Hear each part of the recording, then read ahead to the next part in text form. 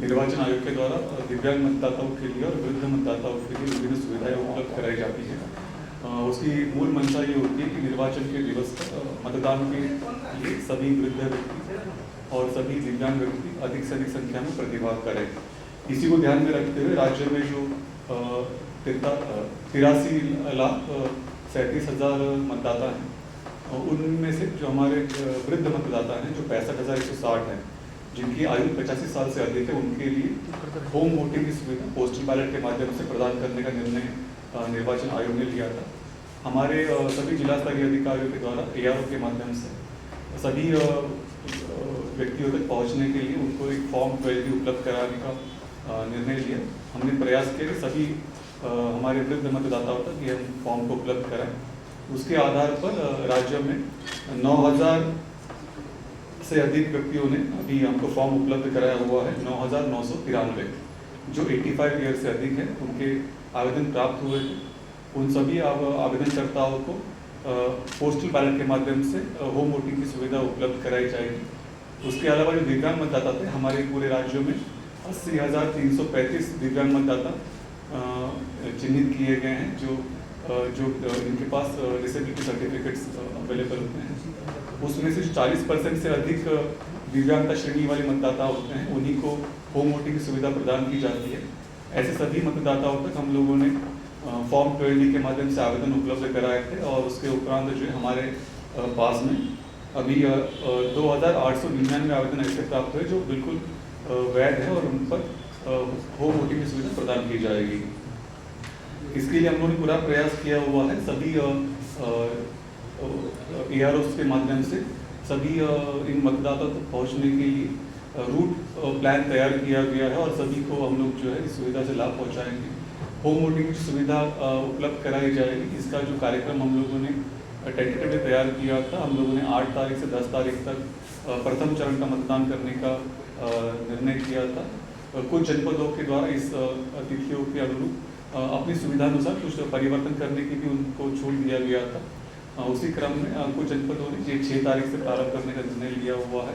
Second round जो होगा उसके बाद में जो है 10 तारीख से 13 तारीख के बीच में प्रारंभ किया जाएगा, जिसकी सूचना अखबार के माध्यम से, टेलीविजन मीडिया के माध्यम से सभी जनता तक पहुंचाई जाएगी। इसके अलावा जितने भी कंटेस्टिंग कैंडिडेट होंगे उन तक बैठक करते हुए उन तक रूट चार्ट, होम वोटिंग की तिथियाँ और जो भी हमारे मतदाता जो पात्र या वैध है जिन्होंने अपने आवेदन पत्र समय से प्राप्त किए थे और उसमें सही अभिलेख उपस्थित किए थे, उसके अनुसार उनकी सूची तैयार करते हुए कंटेस्टिंग कैंडिडेट्स को अवेलेबल हमने करा दिया गया है। उसके अनुरूप ही मतदान की कार्रवाई किया जाएगा। इसमें बताना ये उल्लेखनीय हो कि 2022 में जब विधानसभा निर्वाचन हुआ था तो 13,732 वृद्ध मतदाताओं ने इसका प्रयोग किया था और दिव्यांग मतदाताओं में 2,162 दिव्यांग मतदाताओं ने इसका प्रयोग किया था। इस बार के निर्वाचन के दौरान निर्वाचन आयोग का इस बात पर भी काफ़ी बल दिया जा रहा है कि सक्षम ऐप का प्रयोग हमें सभी दिव्यांग मतदाताओं को के माध्यम से करना है। इसकी हमारी जो प्रगति इस बार हमने पाई है, उसमें हमारे राज्यों में जो 80,335 दिव्यांग मतदाता हैं, उसमें से 33,111 मतदाताओं ने सक्षम ऐप को डाउनलोड किया है और इस ऐप के माध्यम से वो अपनी जो भी आवश्यकता होती है, व्हीलचेयर के बारे में, डोली के बारे में अथवा वॉलंटियर्स की मदद की आवश्यकता के बारे में, तो वो उसको दे सकते हैं। अभी तक जो सूचना हमारे तक प्राप्त हुई है इस ऐप के माध्यम से, व्हीलचेयर की रिक्वेस्ट हेतु 1,537 मतदाताओं ने व्हीलचेयर की रिक्वेस्ट हम तक उपलब्ध कराई है। डोली की रिक्वेस्ट 2,221 मतदाताओं ने उपलब्ध कराई है। वॉलंटियर्स की रिक्वेस्ट जो हम तक प्राप्त हुई है वो 10,839 इतने मतदाताओं ने हम तक वॉलंटियर की रिक्वेस्ट हमको उपलब्ध कराई है। इसके अलावा दिव्यांग मतदाताओं को प्रोत्साहित करने के लिए हम लोगों ने 70 विधानसभाओं में मॉडल पोलिंग बूथ भी स्थापित करने का निर्णय लिया हुआ है।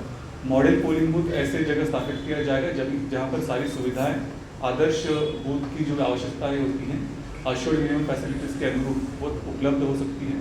इसका एक और विशेषता इस बूथ की होगी, मॉडल PWD बूथ जो बनाया जाएगा उसमें सभी कार्मिक PWD श्रेणी के दिव्यांग व्यक्ति हैं उन्हीं को उसमें कार्य करने के लिए प्रोत्साहित किया जाएगा। उनका ट्रेनिंग, उनकी ड्यूटीज सभी के बारे में जिला निर्वाचन अधिकारी के स्तर पर पर्याप्त प्रशिक्षण का कार्यक्रम भी किया जा रहा है। उनकी सहायता के लिए वाहन व्यवस्था, उनके रहने के लिए ठीक ठाक ढंग से जो भी गेस्ट हाउसेस हो सकते हैं सरकारी, उनका भी प्रयोग करने के लिए निर्देश दे दिया गया है। इसके अलावा मॉडल पीडब्ल्यूडी बूथ को सुगम बनाने के लिए वहाँ पे पर्याप्त शौचालय व्यवस्था और जो अन्य व्यवस्थाएं होती हैं वो सुनिश्चित की जा रही हैं।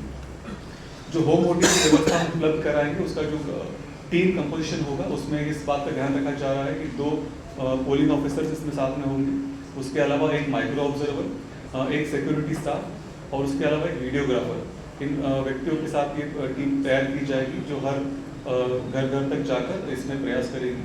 अगर कोई वृद्ध मतदाता या दिव्यांग मतदाता अपने घर पर उस तिथि को उपलब्ध नहीं होता है जिस तिथि पर कार्यक्रम तय किया गया है, तो उस तिथि पर उनको सूचित किया जाए कि अगली विजिट की डेट्स क्या हो सकती है, जो कि 10 तारीख से 13 तारीख के बीच में हो सकती है।